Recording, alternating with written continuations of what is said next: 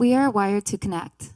It's part of our prescription for health, our productivity, and our happiness. It's how you influence, and it's also how you lead. Today we'll be exploring the benefits of maintaining powerful connection with 93.3 FM's Dino Kay. And also I've invited along Kostia Lukyniuk. He is a violinist fresh out of Eastman. And we're gonna have a great show. I hope you enjoy us. Welcome to Afternoon Cocktail. This is episode 30, Connection.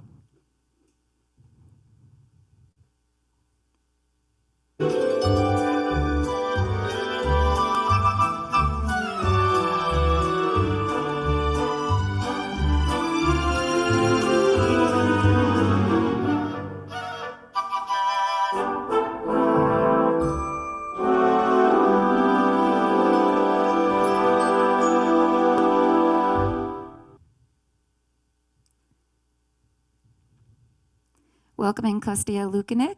Kostia, how are you? Hey, good to be here.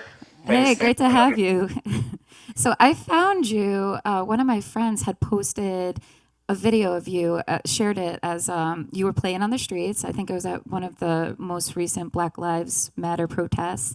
And you were just rocking out on the streets. It was the coolest thing. I was like, oh my God, I want to find this guy. I started looking into your music and your YouTube channel. Awesome. Good work. So, Thanks. did you want to kick off our show with a performance? For sure. All right. Let me perform something very sweet for you guys. Yeah.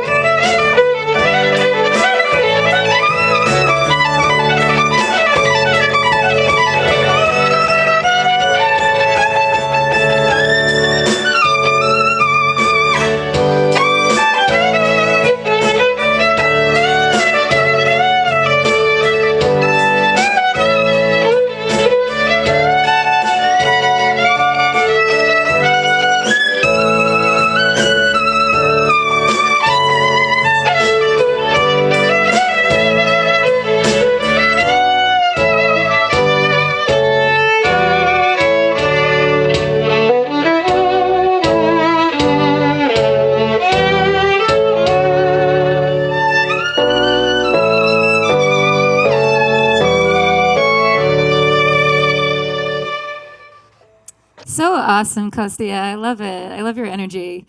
Let's Thank talk you. about you for a moment. Okay, so Okay. you're originally from, you were born and raised in Ukraine, Yep, in Ukraine. and you came Western to the part. States only for college. Yeah, I came here when I was 18 years old, 2 years ago. Great. What's your impression? I mean, kind of came at a I, hairy time. no, I mean, I love America. I love the country that it represents, the possibilities, the opportunities. It was everything I ever dreamed for. It's always, people in my country and in countries uh, that are neighbors to us. We're always like looking up to America as like a dream country, and it is. It is. It's very great here because you can make really, really great connections, and exactly what we were talking about. Yeah. And people value that. People value connections, people value personal um, recommendations and stuff like that. So it's very easy to, if you have something like a product to sell, so like a talent or something, it's very easy to make yourself, and make your way up. How how long have you been playing violin? I have started playing violin since I was 5 years old. I Yeah. actually, there's a funny story I tell everybody. My mom wanted me to start violin very young, and she even tried to bring me to a private instructor before I was 5. So I was like 4 years and maybe 10 months, and she brought me to a private instructor who was pretty much like the best. And he taught me for like maybe 2 months, and then he said, this boy will never play violin. He will never be a violinist. He might be a dancer, might be whatever. He told that to my mom. He was like, you should probably pick something else, maybe like drawing or something else. But my mom had like this perseverance. She went to another teacher who was a great teacher. I'm very grateful to have amazing pedagogues who brought me, who taught me violin. So why violin? Did your mother play violin or anybody in your family? Yeah, it's actually a very funny story. My mom never actually professionally did music, but she always wanted to. So she naturally decided to put me and subsequently my brother to music. But we didn't have any. We weren't like a very wealthy family, so we had a small violin that was a souvenir from her brother, my uncle, who is actually a professional violinist, and he just like sent us a violin just to hang on the wall. It was like a small violin, and we were like, oh, we already have a violin. Let's learn violin.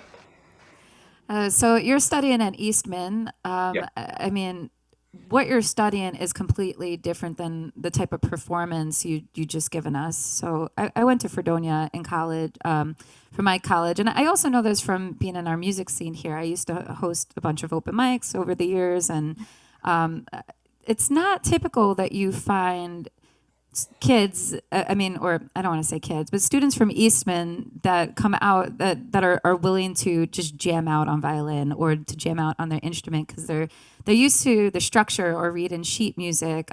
It's not very common that they'll be willing to get up and play pop music. How did you cross that bridge? Well, it's very interesting. It's not just like the problem that you identified, the issue. It's not like Eastman. It's the whole like classical music scene, whole classical music education. It's more um, based on memorization. So you have sheet music. You have something that's already written. You can. The only thing that you can toggle is your interpretation, so you can interpret in a different way, but all of the notes have to be the same.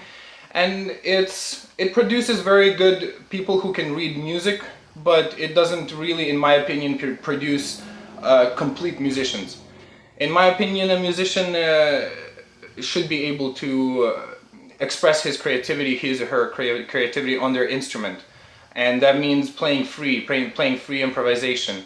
And it's very uncommon on the violin. Although I wouldn't like generalize the Eastman School of Music, because we definitely have an amazing jazz department, and all of the people there, they create amazing music. It's new music that's never been written or heard before, and they create it just out of their own creativity. There, we have an amazing. I have an amazing peers, and I've been always looking up to people from our jazz department and from all of the other.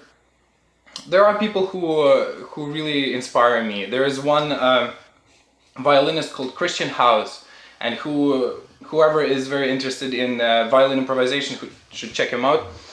He always talks about this, about creativity, about channeling, um and producing new stuff, producing your own voice, and that's very important, for me. And how I started it is.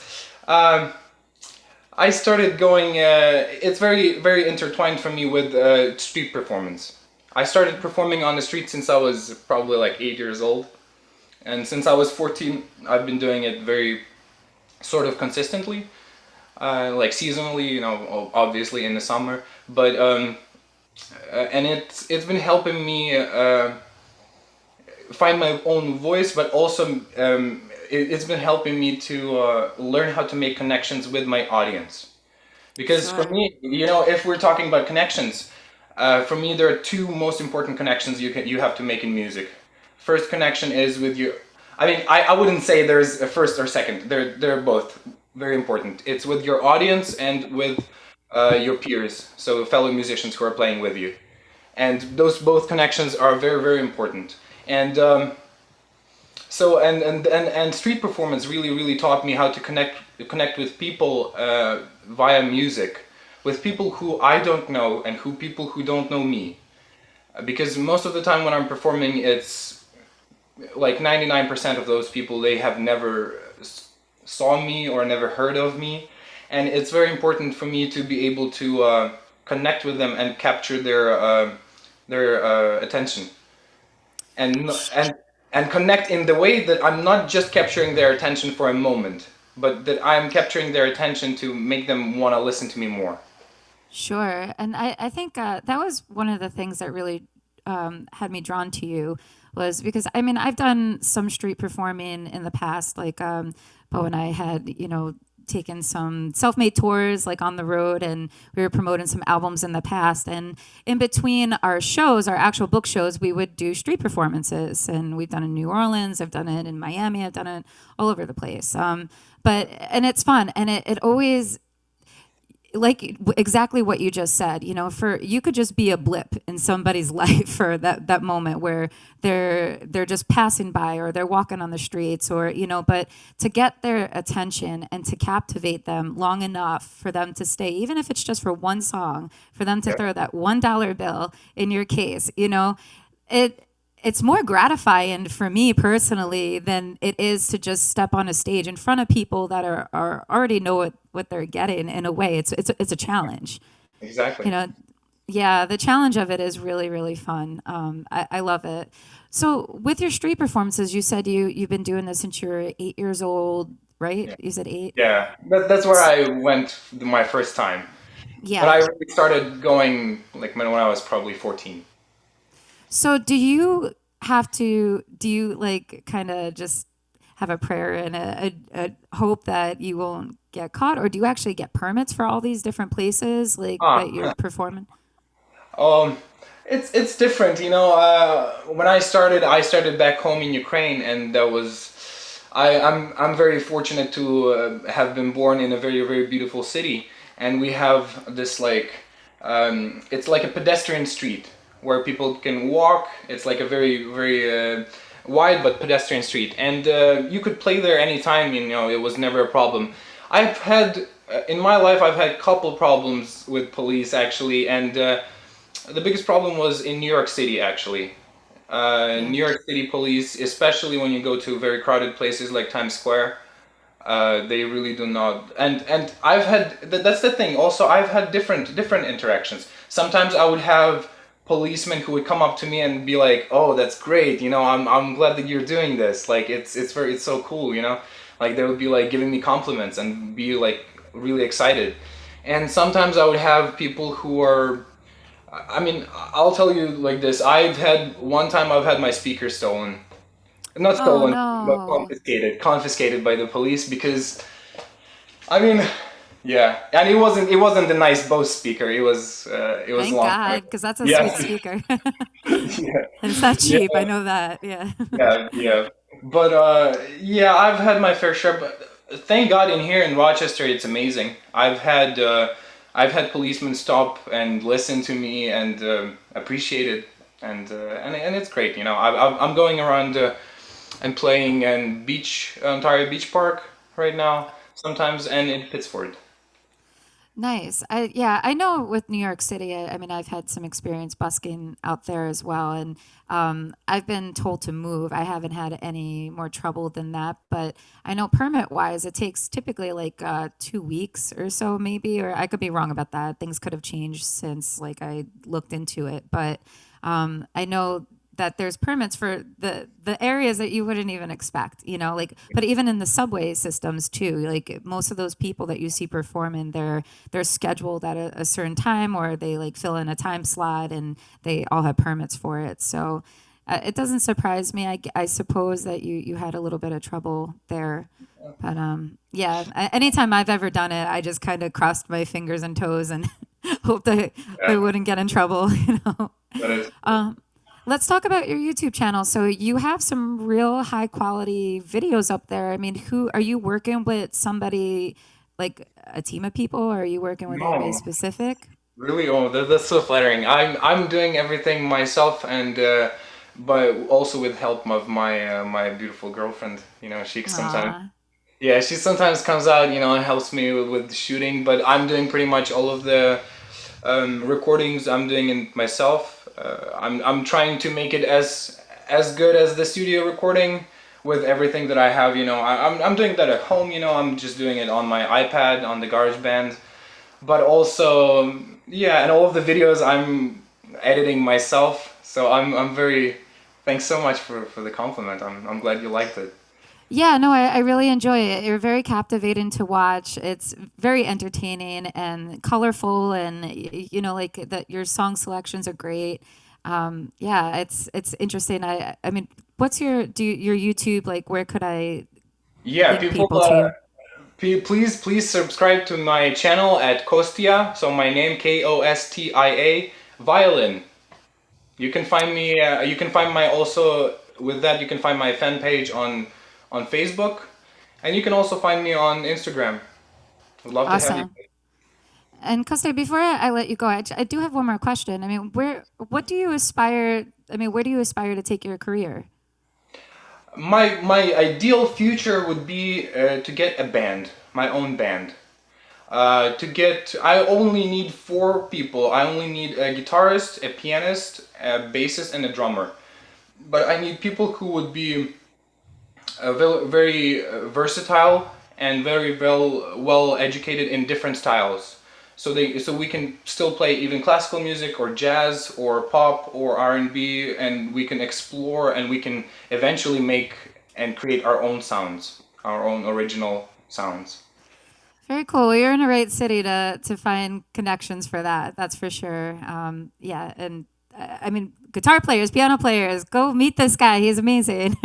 Thank So, you. Kostia, thank you so much again for being on the show. You're a delight. We're going to hear one more song from Kostia towards the end of our program. Yep. Before I bring my friend Mr. Dino Kay, I just want to give a shout out to our awesome sponsors. So, if you are in need of credit card assistance or assistance with accepting payments, credit card payments, Electronic Merchant Systems of New York, we have Untamed Events, MrRebeccaDodge.com for all your party planning needs. Get your party started with her. And Jewish Senior Life, hello to my friends at the Jewish Home of Rochester. We hope you're enjoying today's show. Salvatore's Pizzeria this weekend, 4th of July. You need a quick fix for pizza. Make sure you order from them. And also make sure you stop at the Sawmill at Blades at some point soon. They have a nice outdoor patio, a full bar, breakfast, lunch, and dinner menu. And you could check out their menu online at bladesrock.com.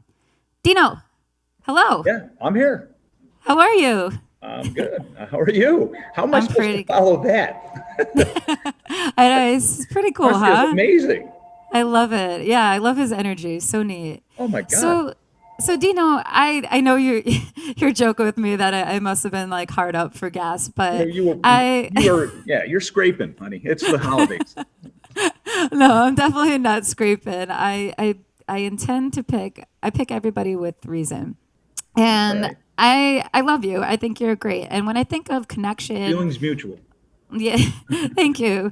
When I think of connection, I think about my time being here and all the connections I've made with certain people in our scene, and some of those faces that keep repeating and popping up in my life. And you're one of them. You're everywhere. Lucky me. I know, lucky me. Tell us a little bit about your background and your journey that led you into the radio business and made I've been you doing the. it for 40 years now, something like that. Wow. Went to college, went to Geneseo for speech communications and to play lacrosse. And actually, I lucked out. Scott Spizzano was in every one of my radio classes when we started. And if you don't know Scott, you probably do. He started DJing at the Geneseo. He grew up near Geneseo, so he started DJing at their radio station when he was like 15. So they'd all have us read copy, do stuff like this, and then they go, yeah, that's fine. Now let Scott do it. And then, so long story short, um, I kind of, once Scott and I were out of Geneseo, he got hired at a radio station. I started hanging around, and I hung around until they hired me too. And and then I've been at it ever since. And got hired in '82. I mean, how has radio, you said 40 years. I mean, Yeah. how much has radio changed in those 40 years? I mean, what Well, changes have you had when to I keep up with? started, we were all separately owned first and foremost. So I started at WCMF. When I started at WCMF, brother Weeze was a sales guy in a suit every day. I Oh, mean, this wow. is how long ago this was, before he was on the radio. Um, and we were all separately owned. So it was like, it was like guerrilla warfare. And we were just I was in the promotions department, which meant I drove the van around. I was at all the concerts, did all the whatever appearances we had to do. And you just had to do everything you could to be visible because you were, fighting against the other radio stations. And now we're all lumped together. And talking about promotions, like I mean, in a lot of ways, you're a salesman too, right? And Yeah. so like when I think of promotions and sales, it's all about Yep. connecting, having your face be known, having your name be known. I mean, what does connection mean to you in that sense? I mean, I imagine Well, everything, but obviously social media has made things way easier in a lot of mm, ways. But I've always just, I don't, you can ask my wife, Tammy, I don't say no. yeah. If an organization needs me to be an auctioneer or an MC or whatever, if I'm free, I'm going to do it. And yes, I'm in a popularity contest. That's my job. But I've worked with so many organizations now, and I find out what their mission is and what they're all about. And I've really become passionate about a bunch of them. And yeah, that leads me into my next question. I mean, you're really advocating consistently, like for charities. Is there Yeah. any Yeah. one charity that's like near and dear to your heart that you can never pass up the opportunity to help promote? Right. Well, the one thing I always tell the charities too is I'm in radio. I don't have any money to give you. All I can give you is my time. Mhm. But Lollipop I'm very passionate about Lollipop. I've been doing Barktoberfest since the very first one, probably 22 years ago. I've come to really be involved with Camp Good Days and Special Times. Gary Mervis, Wendy Mervis, the whole crew over there. I love those guys. Um, the National Center for Missing and Exploited Children used to be called the Adam Walsh Foundation. They challenged me to do a 100-mile bike ride, and that's how I got involved with them. Next thing you know, I'm on their board. Who else? Al Siegel. I just had a meeting with the Al Siegel people the other day. We're going to do some event here in the fall with wine, speaking of afternoon cocktail.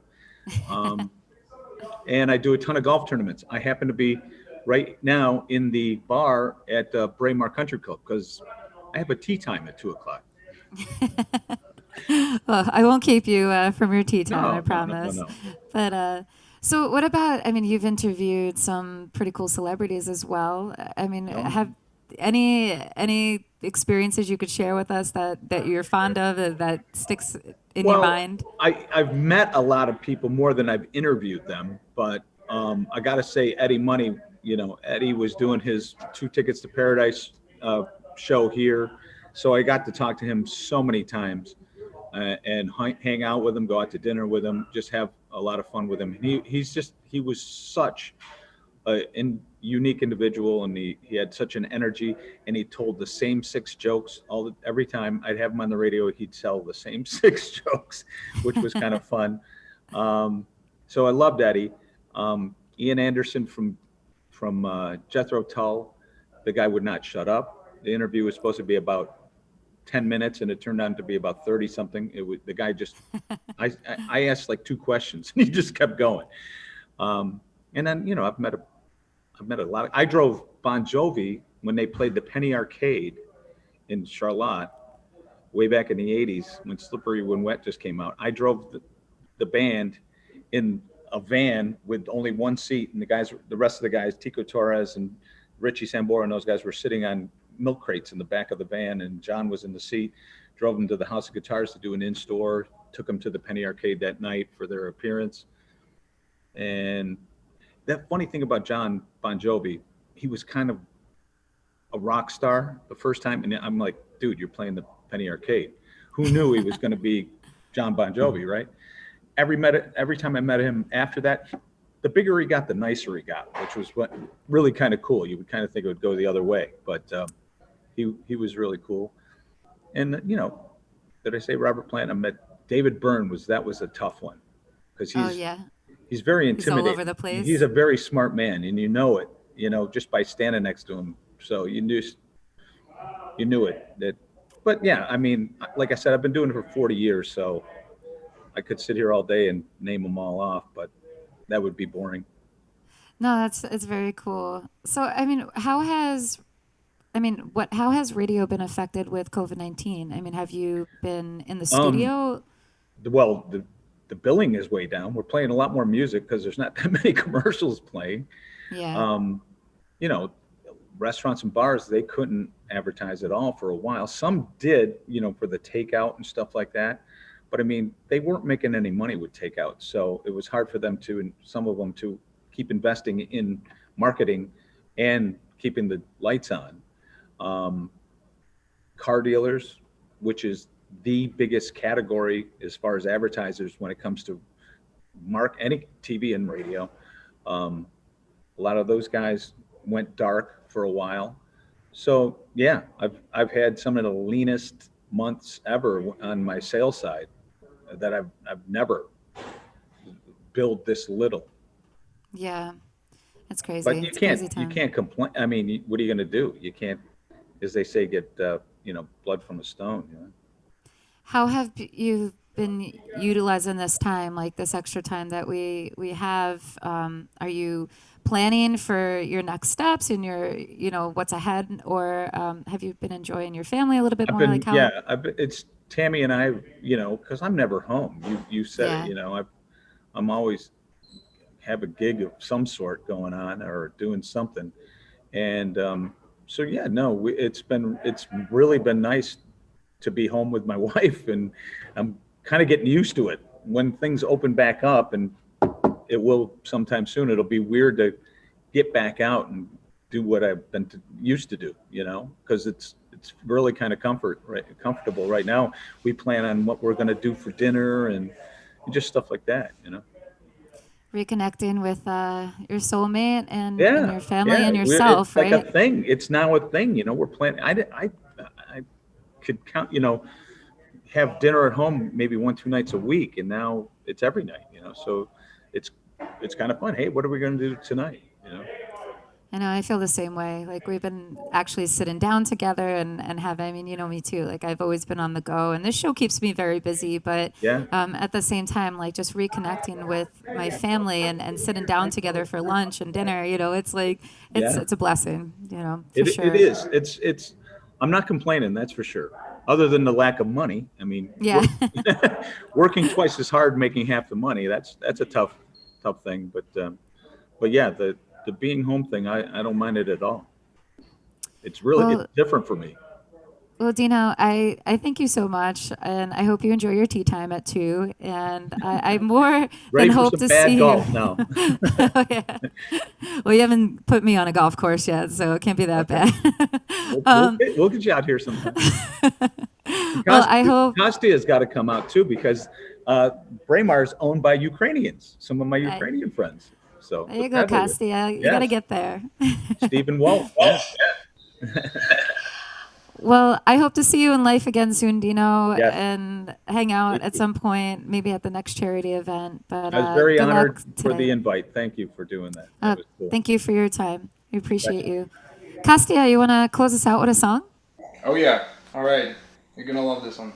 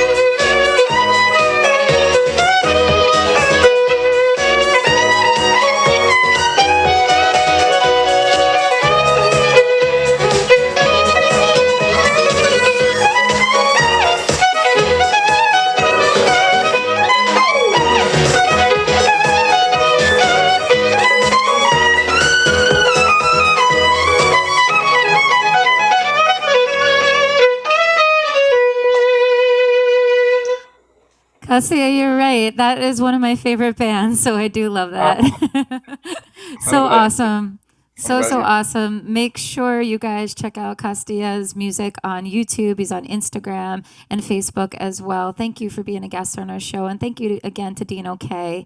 I want to leave you off with some closing words. Today's theme was connection. The authentic connections we experience while on this earth is a brief look at what is yet to come. It reminds us that this is all much bigger than we are and that our time here is only temporary. When our souls come together on earth, it naturally allows and perpetuates growth both individually and holistically within the relationship. Connection gives us healing of our past hurts and our demons. It ignites our soul. It brings us depth that we never knew existed until we finally connect deep within ourselves. It allows us to feel. It feeds us love. It helps us to grow. It serves as a reminder that we are all in this life together, and that while we are all uniquely diverse, we all truly long for the same thing.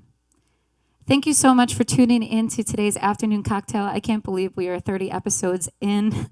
Thank you to Boya Productions for always making our set and sound and lighting look phenomenal. And to our sponsors, Electronic Merchant Systems, Rebecca Dodge at Untamed Events, the Sawmill at Blades, also Tiva Naturals, and I am forgetting, Jewish Home of Rochester. Thank you guys again for tuning in and for your support. We hope to see you back here on Monday at 1 p.m. Eastern Standard Time. We'll be back with a brand new show. You guys have a great 4th of July weekend, and thank you again. Take care.